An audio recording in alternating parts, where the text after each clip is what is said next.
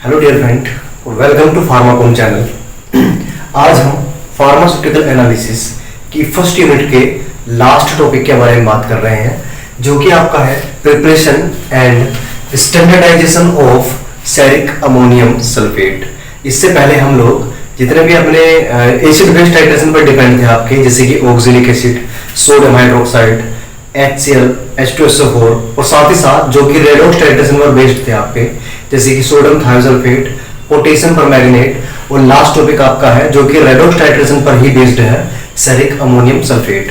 ठीक है, redox titration का मतलब क्या होता है मैं आपको ऑलरेडी बता चुका हूं, जहां पर आपकी रेडॉक्स और ऑक्सीडेशन रिडक्शन और ऑक्सीडेशन रिएक्शन पैरेलली साथ साथ होती है। ठीक है, इस रिएक्शन को ही बेस मानकर हम लोग फाइनली क्या करते हैं, अपने सैंपल की कंसंट्रेशन पता करते हैं। ठीक है, यही हमारा एम रहता है। सबसे पहले हम सेरिक अमोनियम सल्फेट का फॉर्मूला देख लेते हैं, जो कि आपका होता है NH4CeSO4 का होल 4। ठीक है, this is the molecular formula of ceric ammonium sulphate. इसी से हम लोग बता सकते हैं कि इसका जो मॉलिक्यूलर वेट रहेगा वो आपका रहेगा 632.56, यानी कि 632.56 gram per mole. This is the molecular weight of ceric ammonium sulphate.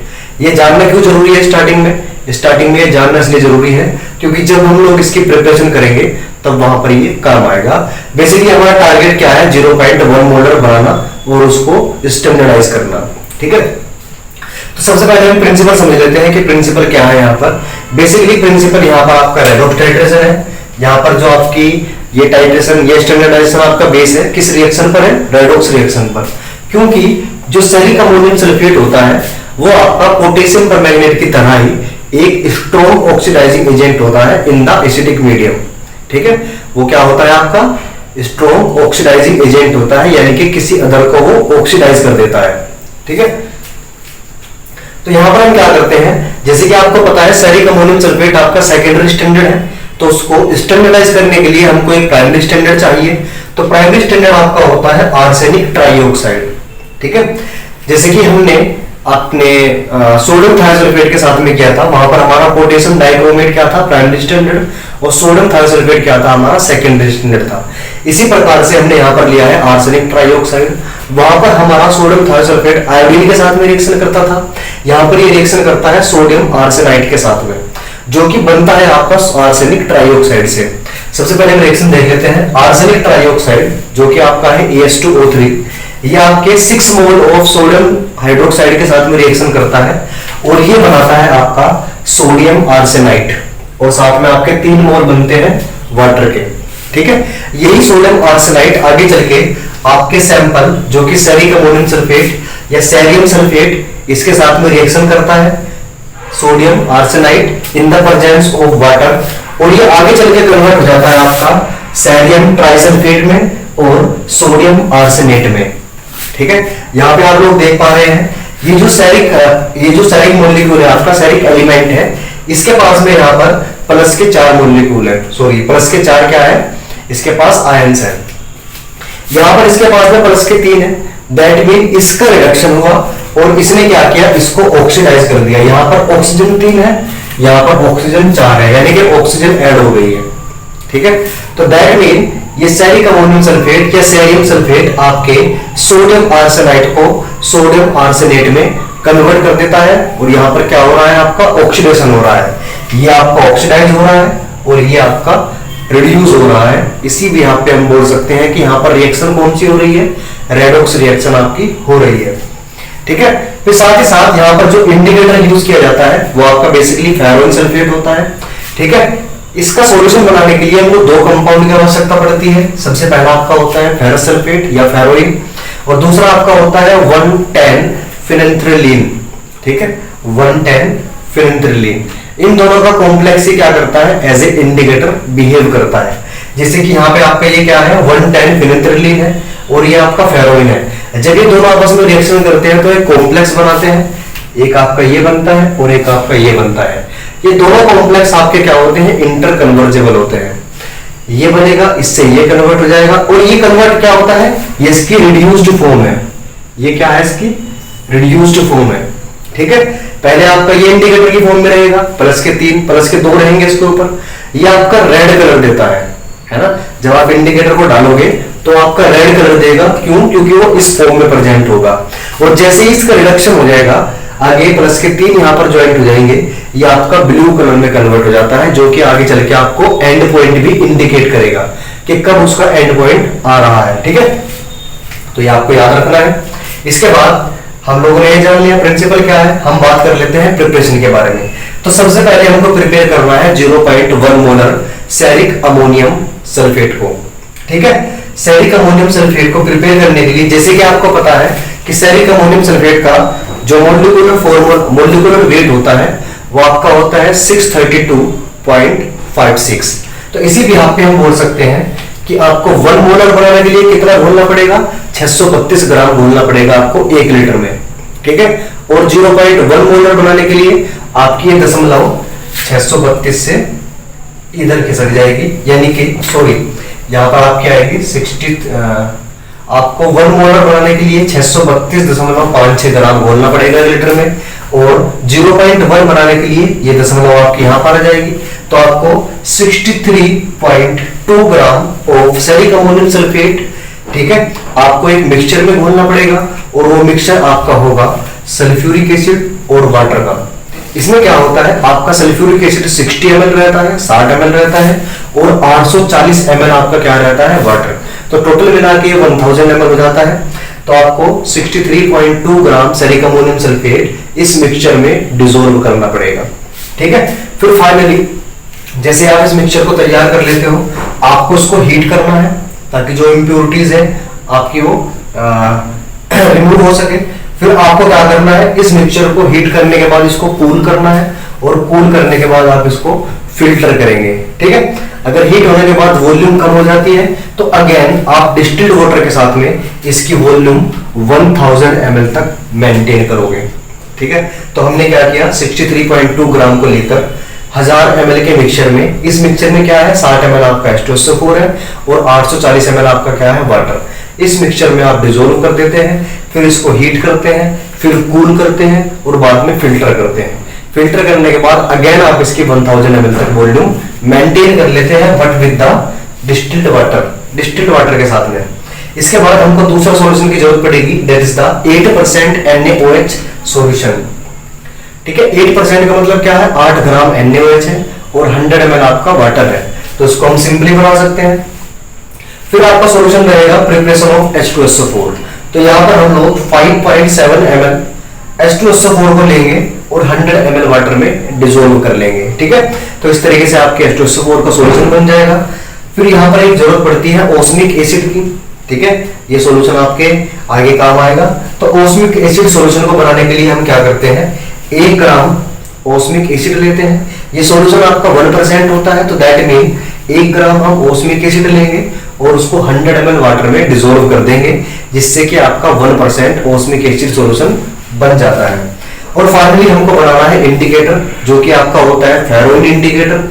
इसमें हम क्या करते हैं, 0.7 ग्राम फेरस सल्फेट लेते हैं, FeSO4 लेते हैं। ठीक है, और आपका 1.5 ग्राम हम लेते हैं फिरेंथ्रोलिन का। 0.7 ग्राम फेरस सल्फेट और 1.5 ग्राम आपका होगा 110 फिरेंथ्रोलिन, जो कि आपने यहां पर भी देखा है। ठीक है, और साथ ही साथ यहां पर हम 70 ml डिस्टिल्ड वाटर लेते हैं। इन तीनों को हम एक 100 ml के वॉल्यूमेट्रिक फ्लास्क में ट्रांसफर कर देते हैं। ठीक है, या सिंपली बोले 100 ml का आपको क्या लेना है, वॉल्यूमेट्रिक फ्लास्क लेना है। इसके अंदर आपको 0.7 ग्राम फेरस सल्फेट डालना है, 1.5 ग्राम आपको क्या डालना है, फिरेंथ्रोलिन डालना है, और 70 ml आपको वाटर डालना है। तीनों को आप अच्छे से शेक करोगे। शेक करने के बाद जब अच्छे से आपका ट्रांसपेरेंट सॉल्यूशन बन जाएगा, ठीक है, तब जाके आपको क्या करना है, इसकी वॉल्यूम 100 ml तक मेंटेन करनी है। ठीक है, सॉरी आपका रेड कलर में कन्वर्ट हो जाएगा, तब जाके आपको इसकी 100 ml तक वॉल्यूम मेंटेन करनी है। आई होप आपको यहां तक समझ में आया है। ठीक है, मैं एक बार रिपीट कर देता हूं जल्दी जल्दी। तो सेरिक अमोनियम सल्फेट का मोलिकुलर फॉर्मूला होता है NH4CeSO4 का होल 4। मोलिकुलर वेट होता है 632.56 ग्राम पर मोल। प्रिंसिपल आपका एक रेडॉक्स रिएक्शन होती है। जिसमें आपके जो सैंपल है, सैंपल आपका क्या है, सेरिक अमोनियम सल्फेट, ये आपका रिड्यूस होता है। और जो आपका प्राइमरी स्टैंडर्ड से बना हुआ जो रिएजेंट है, जो कि यहाँ पर क्या है, सोडियम आर्सेनाइट, मैं इसका नाम लिख देता हूं यहाँ पर, ये क्या है आपका सोडियम आर्सेनाइट, आर्सेनाइट। ओके, तो ये क्या होता है आपका, ऑक्सीडाइज हो जाता है और ये कन्वर्ट हो जाता है सोडियम आर्सेनेट में। इस प्रकार से आपकी रिएक्शन कंप्लीट होती है। और यहाँ पर हम इंडिकेटर यूज करते हैं फेरोइन और 110 फिनेंथ्रोलिन का कॉम्प्लेक्स। प्रिपरेशन हम करते हैं सेरिक अमोनियम सल्फेट की 0.1 बनाने के लिए, चूंकि इसका मॉलिक्यूलर वेट 632.56 है, तो 1 मोलर बनाने के लिए हमको सेम वेट चाहिएगा, सेम ग्राम चाहिएगा, यानी कि 632.56, और 0.1 बनाने के लिए हमको 63.2 ग्राम चाहिएगा, जिसको हम एक मिक्सचर में डिसॉल्व करते हैं। मिक्सचर आपका होता है सल्फ्यूरिक एसिड और वाटर का, जिसमें सल्फ्यूरिक एसिड आपका होता है 60 ml और 840 ml आपका होता है, 840 ml आपका होता है वाटर। इसको मिक्स करने के बाद में हम इस सैंपल को हीट करते हैं, कूल करते हैं, फिल्टर करते हैं, और फिल्टर करने के बाद में दोबारा हम उसकी 1000 ml तक वॉल्यूम मेंटेन करते हैं with the 1000 ml distilled water. 8% NaOH बनाने के लिए हम क्या करते हैं, 8 ग्राम NaOH को 100 ml वाटर में डिसॉल्व कर देते हैं।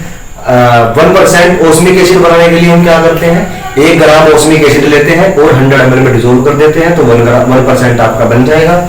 फेरोन सॉल्यूशन बनाने के लिए हम एक वॉल्यूमेट्रिक फ्लास्क में 70 ml पानी डालेंगे, 0.7 ग्राम फेरस सल्फेट डालेंगे और 1.5 ग्राम हम डालते हैं अपना 110 फिनेंथ्रोलिन। फिर हम इसको हम शेक करते हैं, और शेक करने के बाद में अगेन अभी आपने 70 ml लिया है तो 30 ml और डाल के आप इसको 100 ml तक मेंटेन कर लेते हैं।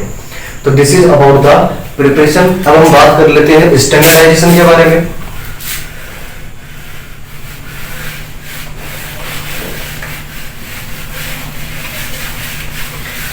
जैसे कि आपको यहाँ पे दिख रहा है, अगेन आपको असेंबल करना पड़ेगा, आपको ब्यूरेट लगानी पड़ेगी और कोनिकल फ्लास्क लगाना पड़ेगा, क्योंकि आपका ये रेडॉक्स टाइट्रेशन है और आपके जो सैंपल है एक से ज्यादा है, तो ये ब्यूरेट में नहीं लिए जा सकते। जैसे कि हम लोग क्या करते थे, अननोन को नीचे रखते थे, यहाँ पर नहीं कर सकते, क्योंकि जो नोन है आपके वो एक से ज्यादा है, तो हम लोग वॉल्यूम एग्जैक्टली नहीं पता कर पाएंगे, ये भी एक रीजन है। और दूसरा बात, इसकी नॉर्मेलिटी का कैलकुलेशन का फॉर्मूला भी अलग होता है। उस बिहाफ पे हम क्या करते हैं, ब्यूरेट में अपना अननोन सैंपल लेते हैं, यानी कि जिसका हम पता कर रहे हैं।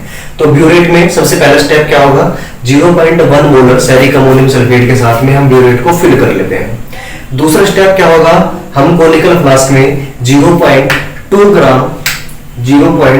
ग्राम आर्सेनिक ट्राइऑक्साइड लेते हैं। ये आर्सेनिक ट्राइऑक्साइड आपका कंप्लीटली ड्राई होता है, जिसको हम लोग 105 डिग्री सेल्सियस पर 1 घंटे तक ड्राई करते हैं।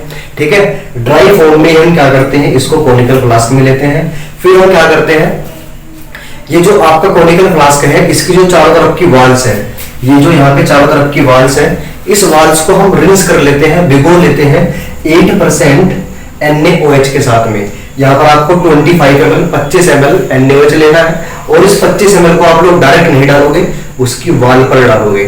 वाल पर डालने के बाद आप क्या करते हो, उसको अच्छे से स्विvel कर लेते हो, घुमा लेते हो, और घुमाने के बाद में आप लोग इसको रख देते हो। और रखने के बाद में आप क्या करते हो, इसके अंदर 30 ml H2SO4, 30 ml H2SO4, 0.15 ml ओस्मिक acid जो कि आपने बनाया है, और 0.1 ml आप लोग इसमें इंडिकेटर जो कि आपका है फेरोइन इंडिकेटर डाल देते हो। जैसे आप इंडिकेटर डालते हो, ये आपका रेड कलर में कन्वर्ट हो जाता है। ठीक है, ये आपका रेड कलर देता है, और जैसे ही आपका एंड पॉइंट आएगा, ये रेड कलर आपका ब्लू कलर में कन्वर्ट हो जाएगा। अगेन आपको पता है हम लोग क्या करेंगे, इसको टाइट्रेट करेंगे, तब तक टाइट्रेट करेंगे जब तक ब्लू कलर ना आ जाए। यहाँ पर हम लोग या तो रीडिंग तब तक लेंगे जब तक आपकी कोई 2 वॉल्यूम सेम ना आ जाए, या कम से कम आपको 3 टाइम्स इसकी रीडिंग लेनी है और आगे चल के उसका एवरेज निकालना है। जैसे आप एवरेज निकालोगे तो आपके पास में आ जाएगी volume of ceric ammonium sulphate. ठीक है, volume of ceric ammonium sulphate.